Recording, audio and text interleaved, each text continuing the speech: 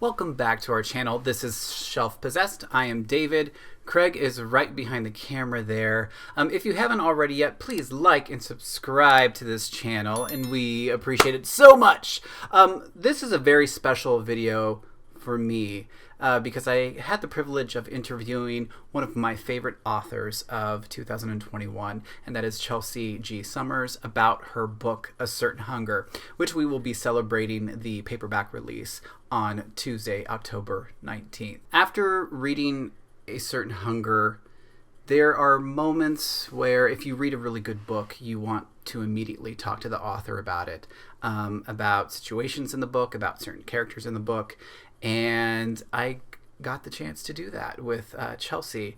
And I have to tell you, it was one of the best conversations I've had thus far. So sit back and enjoy my conversation with Chelsea G. Summers.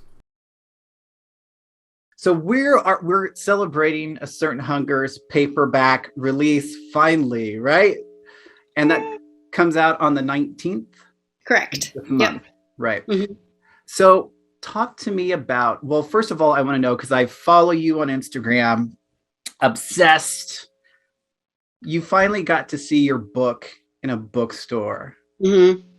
How is that experience like for you? Yeah, so when it came out, I live, most of the year in Sweden. I also still have an apartment in New York. So I migrated here about a little over a year ago last August. So when my book came out in December, it was not only lockdown, basically everywhere, but also I was 4,000 miles away from like the closest copy. So I landed in New York. I dropped off my luggage and this was on June 1st, I immediately walked to McNally Jackson, which is where my book launch was, with Matt Johnson, who's, I don't know if you know him, he's great. He actually just joined the writer's room for it's an adaptation of an Edgar Allan Poe story, but I forget which one.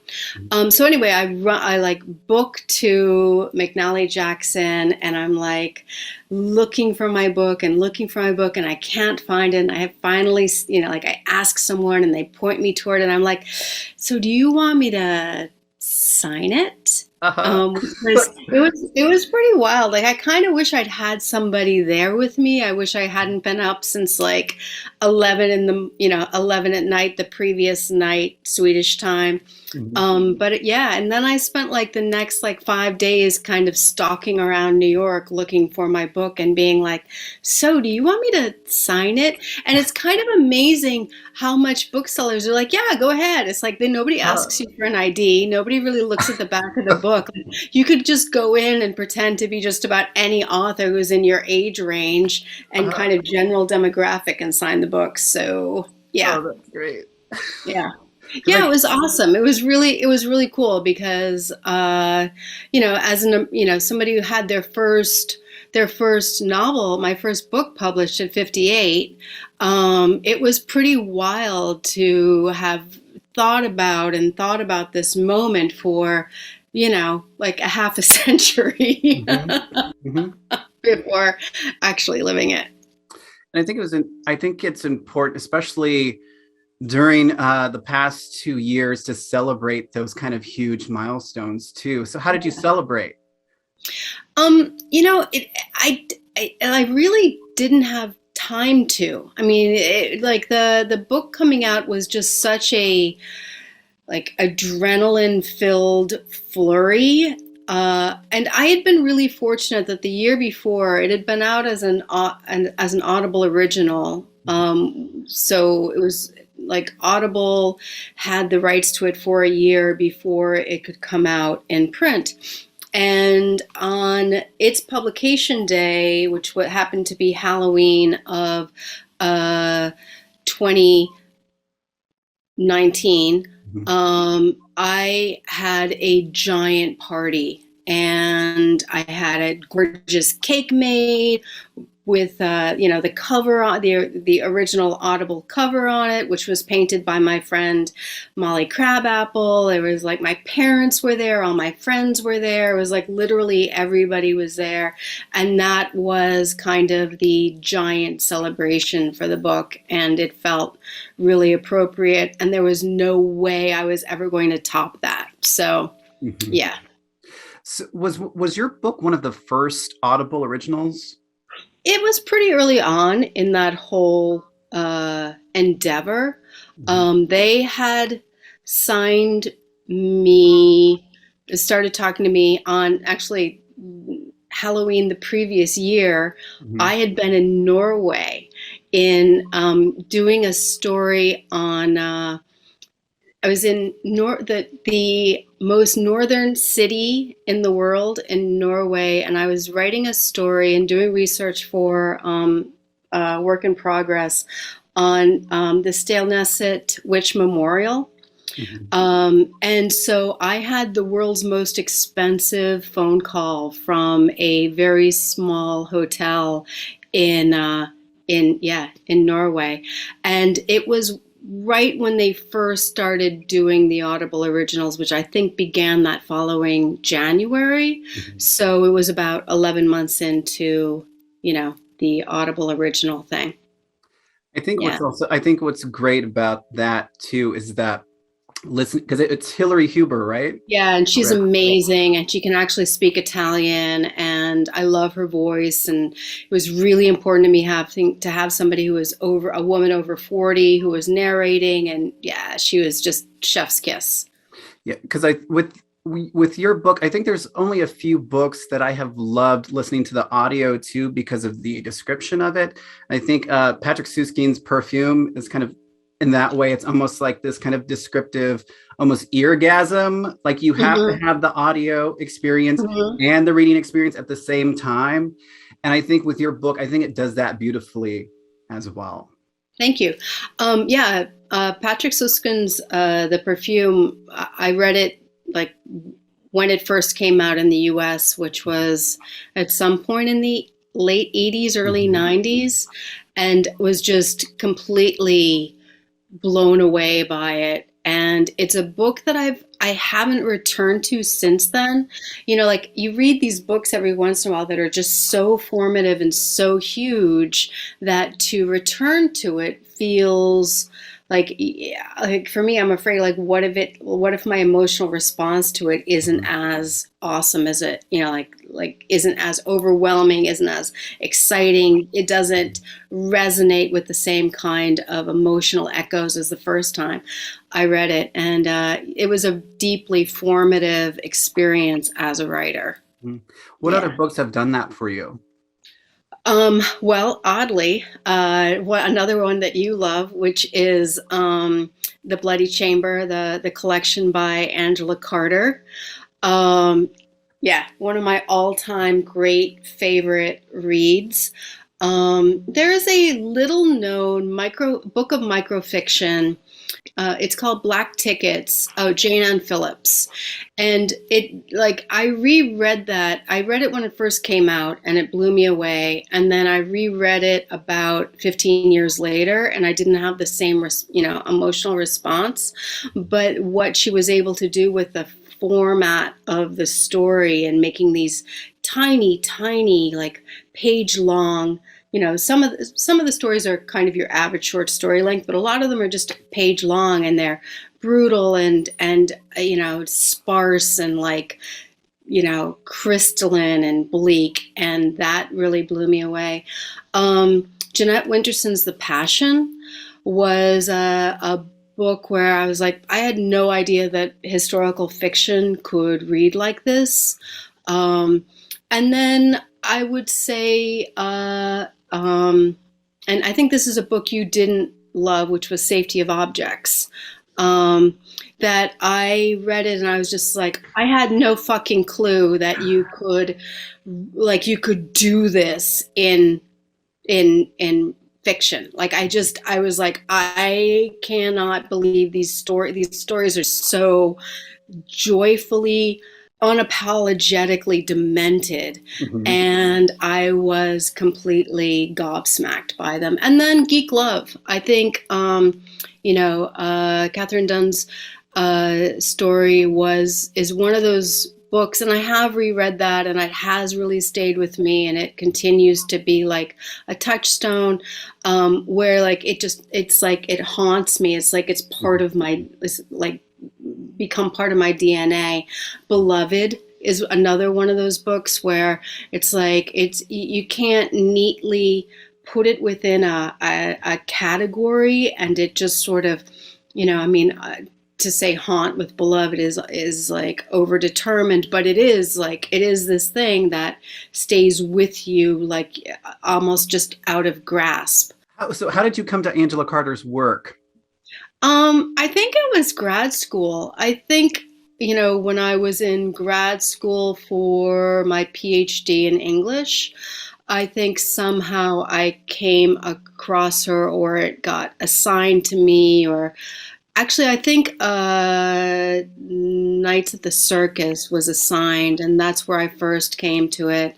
Um, and then I picked up Bloody Chamber later, and that it's just, it's just one of, like, if I could have a dinner with Angela Carter and MFK Fisher, I think I would be like those are my two writing muses. Uh-huh. I found Angela Carter by way of Company of Wolves, that Neil Jordan movie, but Yeah. I was too young to be watching it. And I just became obsessed with it because it was one of those films where, I mean, we didn't have remotes. So I was like against the TV with my hand on the clicker just in case mom and dad kind of walked in. It was one of those moments. And then I kind of realized, oh, she's a writer too. So then I found the Bloody Chamber a little bit, 13 or 14. And then I had just Wow. revisited it this past summer. And it's a gift. It really is a Yeah. gift. Yeah. It Bloody Chamber is one of like the five books that, whenever somebody's like, I need to read something, I'm like, well, have you read, can I spread the gospel of Yeah. Angela Carter? Yeah. Yeah. Yeah. So give our viewers just a brief synopsis of A Certain Hunger. It's very hard to talk about this book without giving all the delicious bits away. Yeah. So the elevator pitch is Eat, Pray, Love meets American Psycho. And as I was writing it, I wanted to write something that basically put those two books in bed together, Mhm. and like saw what kind of unholy spawn would be the fruit of the union. Mhm. So it's a story of it's a fun frolic romance of a woman who of a certain age who's really angry and enjoys eating. That's perfect. That is perfect. Dorothy Daniels has become one of my favorite characters of all time. Thank you. Can you talk about how has she evolved from the very first conception of her to that final draft? Yeah, so the very first scene that I wrote it in a 17th century villa in Tuscany, where I was staying on this white shabby chic couch in this freezing little like sitting room with a tiny wood stove, and I wanted to kill my Italian ex-boyfriend. And so I wrote this scene where I killed him off in the book. And and I knew she was going to be a food writer because at the time I was doing wine writing, and uh, it was a very familiar kind of style of writing and voice, and I Mhm. knew I wanted it to be in Italy because I was really mad at an Italian. Um, and so what really solidified the voice for me was reading one of Gail Green's memoirs Hmm. about it's the one where she has talks about having sex with Elvis. Um, and it's very chatty and it's very um, it's very campy, and I just sort of took that and went with it. What changed in the development of Dorothy was the approach to her intelligence. Like, I always knew that she was going to be a somewhat unreliable narrator because I really like unreliable narrators. I always knew that she would be smart, but what changed was a shift in her own self-awareness, a shift in and she never, like, I don't think she ever really becomes particularly self-aware, but it does change over the course of the book. um, and the complication of her relationship with her BFF Emma, that was a thing where I didn't know that the book was going to be centered on that when I started writing it. And then Emma appeared and she kept on reappearing. And I was like, okay, so that's cool. Who knew? Cool. Um, so there were things about it that I knew going in, and then there were a lot of things that I discovered. In the basic kind of like map of writing, there are I think, two different camps of writing a novel. And those are people who are explorers, and there are people who are architects. Hmm. And I didn't build a framework. I didn't have an outline. I didn't know that there were specific scenes and beats I knew I wanted to hit, but I didn't know how they were going to be strung together. And I didn't necessarily know where it was going to be going in the ending.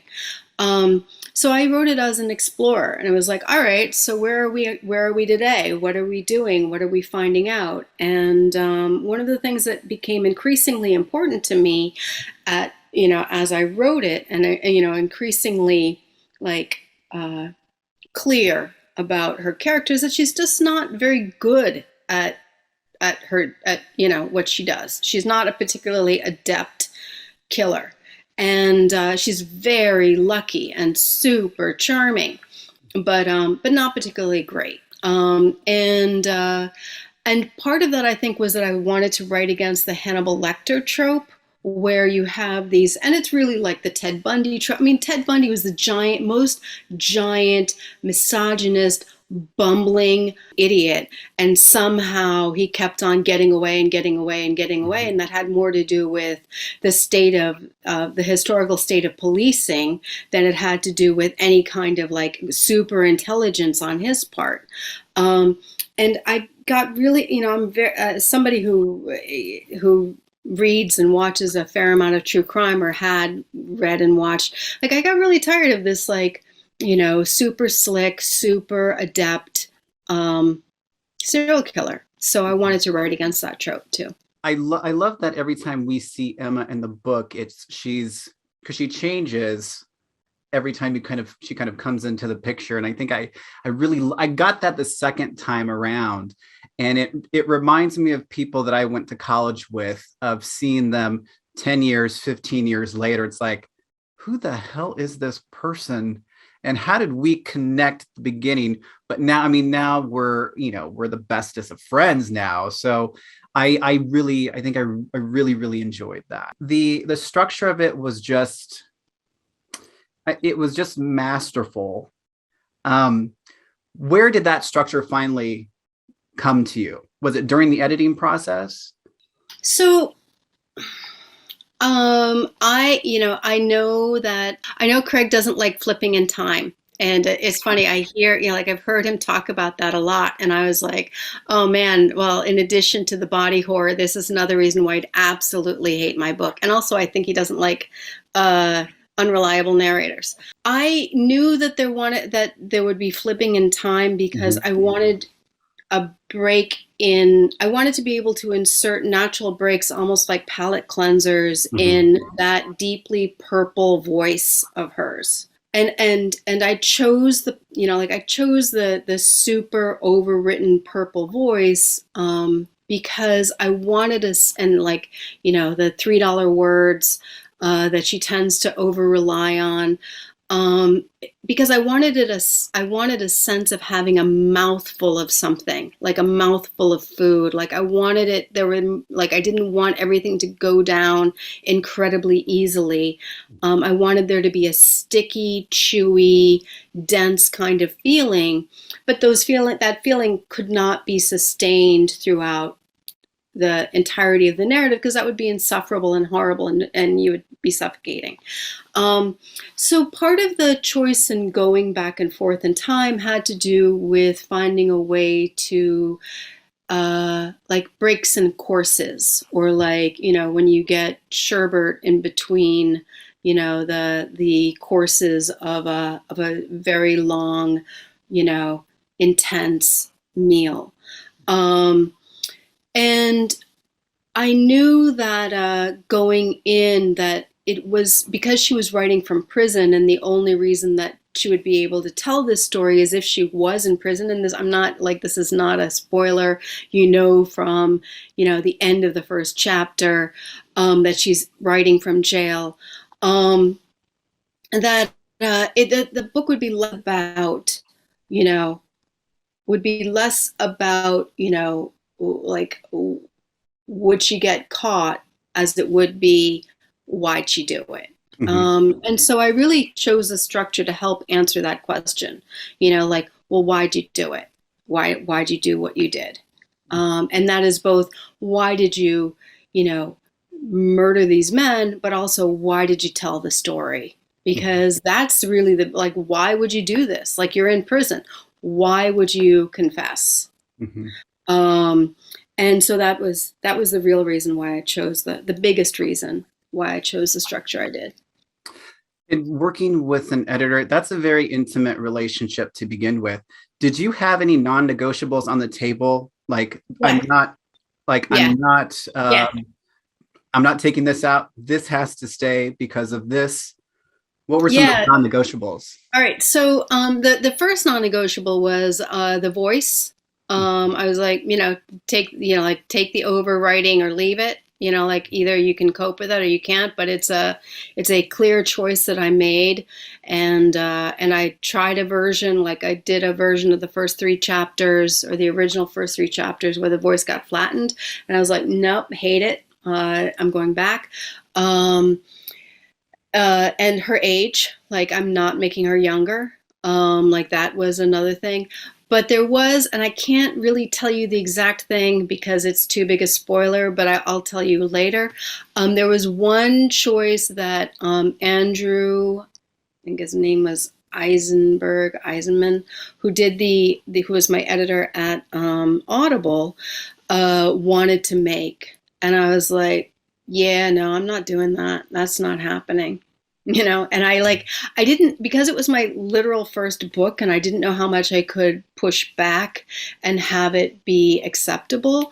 I did all of the edits he asked for. I rewrote several scenes several times, and he's like, so Chelsea, I couldn't help noticing that you didn't make this one edit. And I was like, yeah, I didn't, because it sucked and I'm not doing that. So, and he's like, oh, okay, cool. It's always, and I think that's interesting because I'm thinking about other authors that it's their first book that's coming out, and if an editor said you need to change this and this and this, it's always like, okay, yes, I'll do it, by all means, yes. So sometimes you're the biggest mouthpiece for your work. Yeah. Yeah. I mean, so like Neil Gaiman. There are a couple of pieces of writing advice that Neil Gaiman has given, not to me, but to the world in general. And one of them is, well, these are not his words because he wouldn't say this, but it boils down to finish the bitch, because you don't know what you have until you finish the bitch. So the first thing you got to do is just finish the bitch. And then the next thing was, like, if somebody gives you, and this was what I thought about, if somebody gives you a piece, like somebody gives you an edit or a suggestion, you don't have to make that suggestion, but you do have to consider the choice.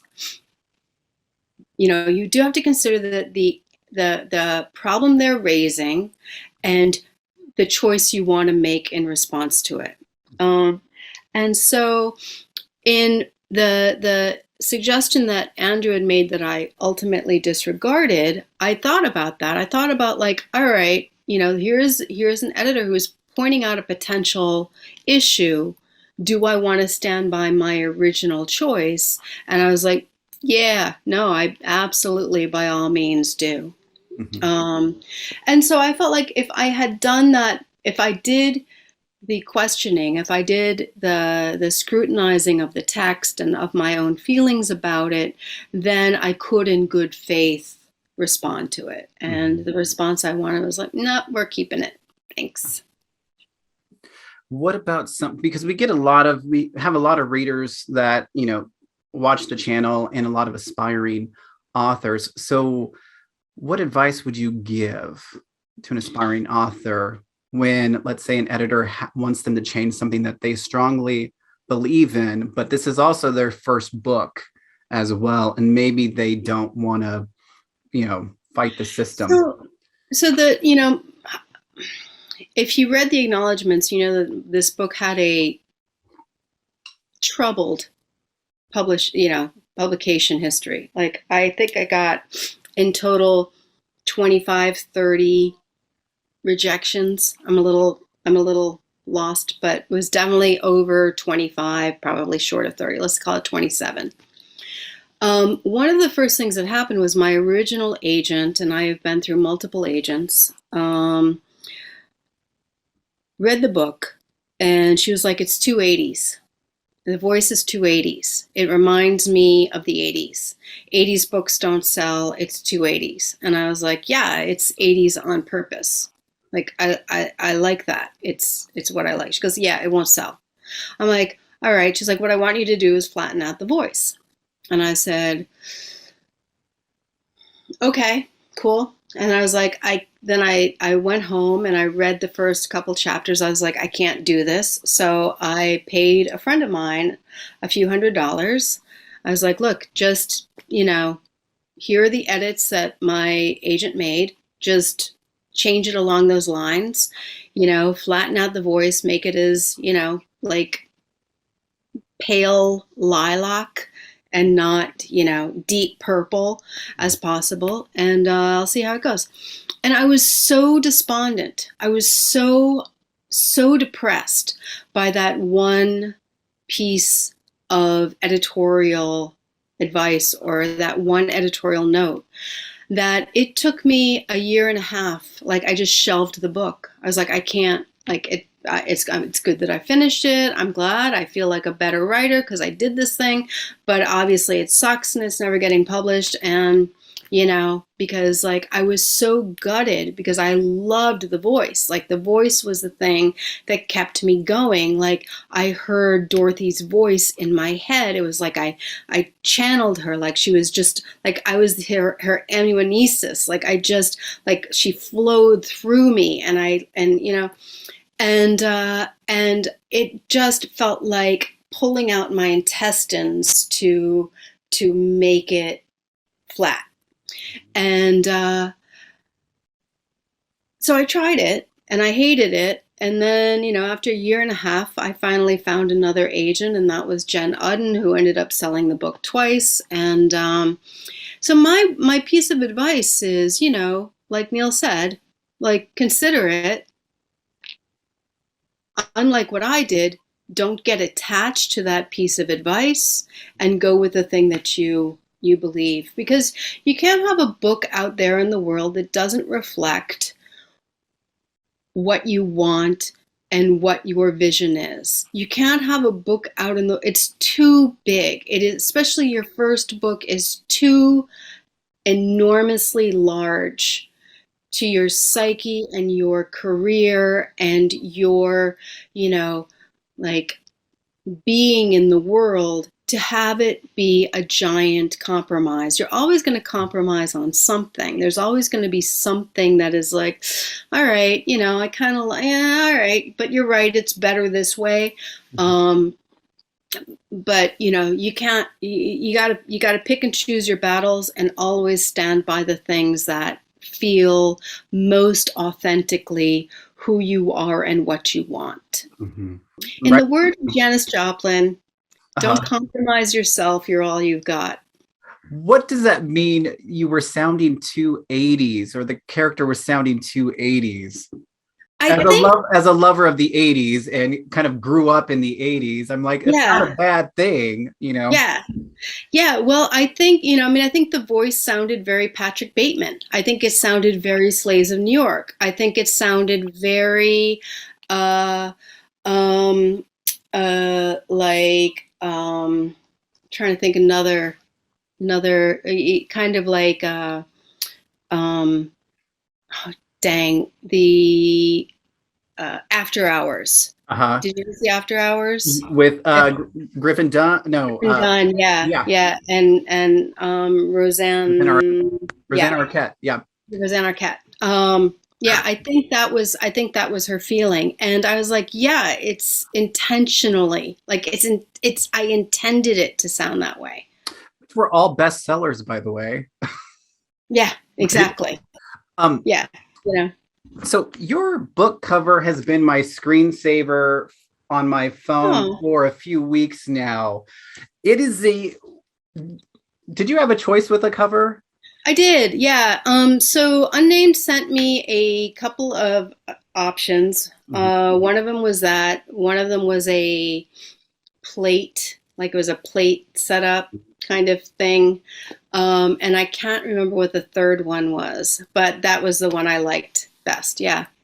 And then Molly she did the one for the Molly, Audible. yeah, Molly did the original the Audible cover. Okay.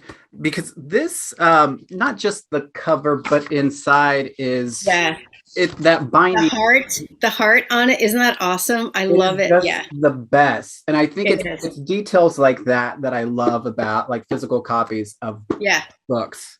yeah. So what are this is just a selfish question on my part, but what are your favorite book covers? What are about two of your favorite book covers?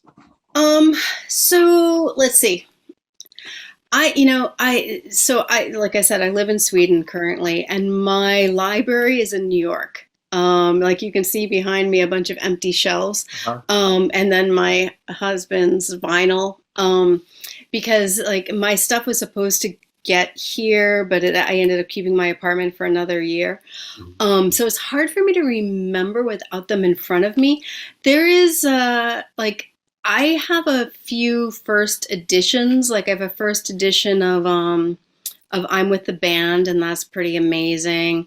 I have a first edition of both. I have first editions of both of Gypsy Rose Lee's detective novels, and I have a first edition. I have of Little Me, who is Patrick. It's a faux memoir by the guy who wrote Auntie Mame. I'm kind of drawn to original first edition books because that's just like that in terms of physical objects. I have seen a bunch of pictures of hardback books that have those little design details that are kind of amazing. I think Kristen Arnett's With Teeth has like a mouth or teeth on it that's supposed to be like look really amazing. But I bought it on Kindle because every book or iBook, because every book I've been buying recently, because I live here in Sweden, has been an ebook. Mm-hmm. So I kind of lose that. Yeah, no, I love that detail of the book. What's a perfect writing day for you? Like, well, I have really, I have written practically nothing in the past year. Aside from the pandemic, my mom died over the summer, so that really kind of put a big kibosh on my ability to concentrate and write. But a perfect writing day for me is, in an ideal world, I get up, I do my morning stuff, I edit whatever it is that I wrote the night before, and then my best writing happens from like 6 p.m. until midnight. I am I am at my best creating like at night, and then I have a drink and go to sleep. Mhm.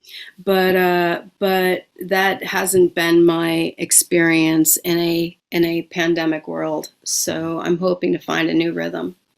Yeah, I think that's been difficult for a lot of creative people.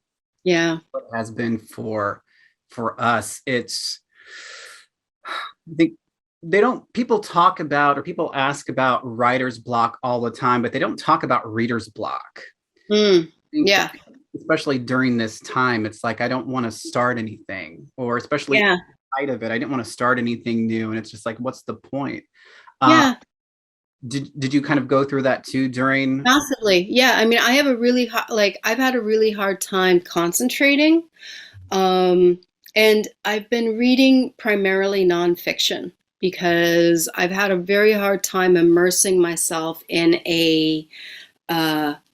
in a fictional world. There are a few novels I finished to various success. Like I read the Final Girl Support Group and did not enjoy it. Mhm. I don't know if that was me or if it's the book. So I am disinclined to give um,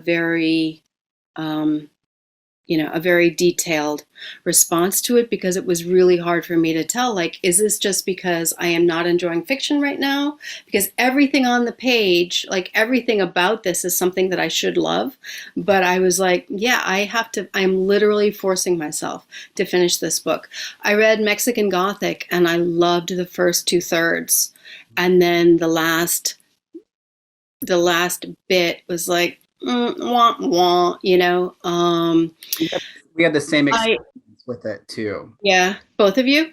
Yeah, both of us. That first, Craig read it first, and he's like, you're gonna like probably the first 75 pages of it, Mhm. and then you're gonna want to just coast because it's, Yeah. you know, I mean, I was really in it for the first two thirds. And then the last third, I was like, no, this is not the twist I needed. Um, I read Amy Gentry's Bad Habits, and really loved it. I I'm almost done with it.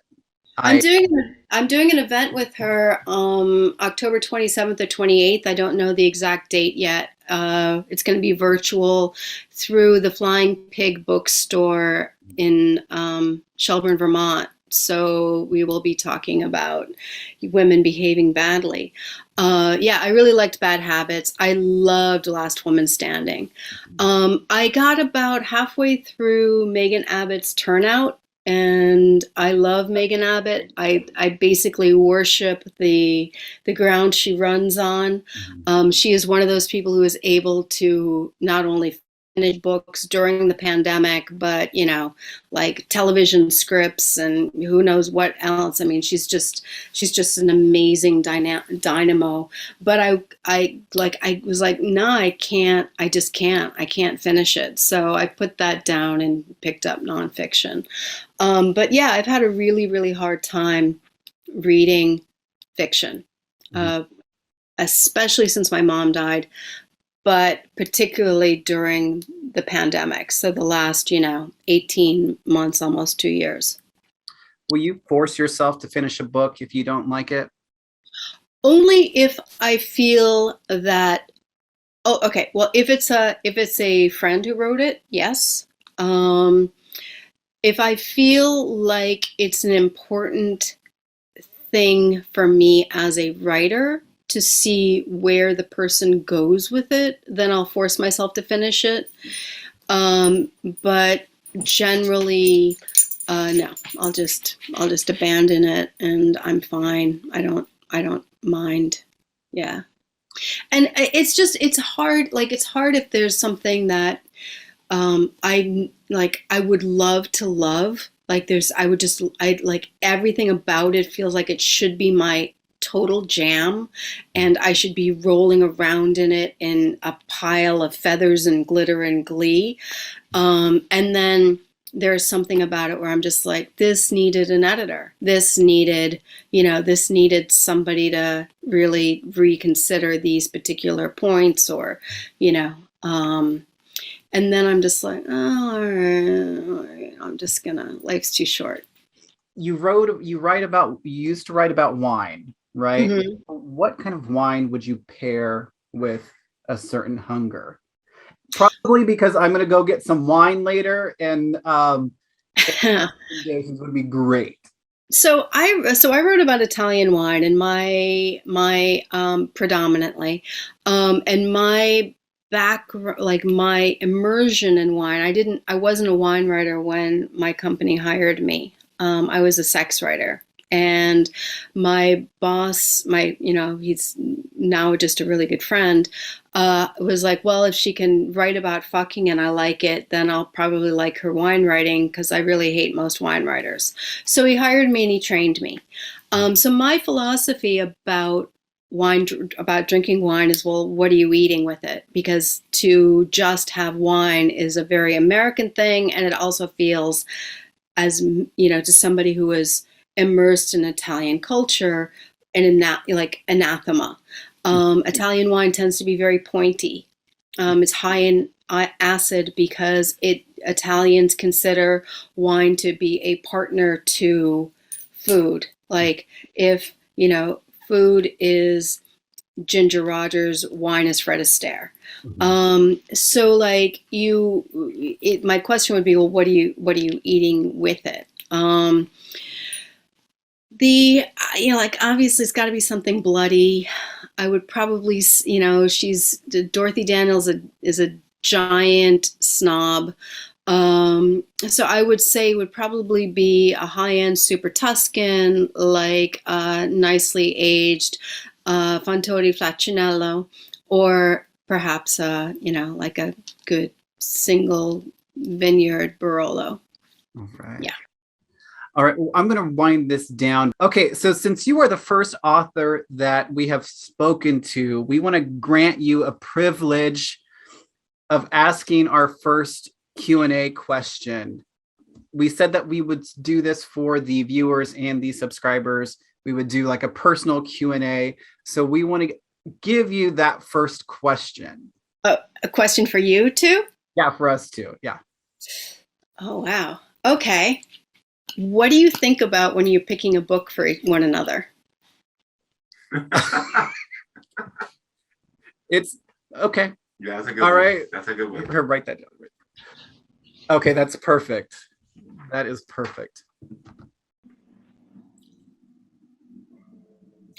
I write slow, I'm sorry. That's okay. You get to edit this. Yeah. He's a great editor too, so it's just by the way, while you're doing that, I'm just going to give you some frothy praise, and I also really like the report cards. I mean, it makes sense because of your day jobs, but as a writer who has read a lot of Goodreads reviews and seen a fair amount of Bookstagram responses and some TikTok videos with my book. It's like, it's nice to see, clear parameters about your reasons for your criteria for giving it the response that you did, as opposed to like 3.5. Like, what does that do for me? Like, that does literally nothing for me. Yeah, and even I have problems with a lot of bookstagrammers and kind of booktubers that will rate a book if they didn't finish it.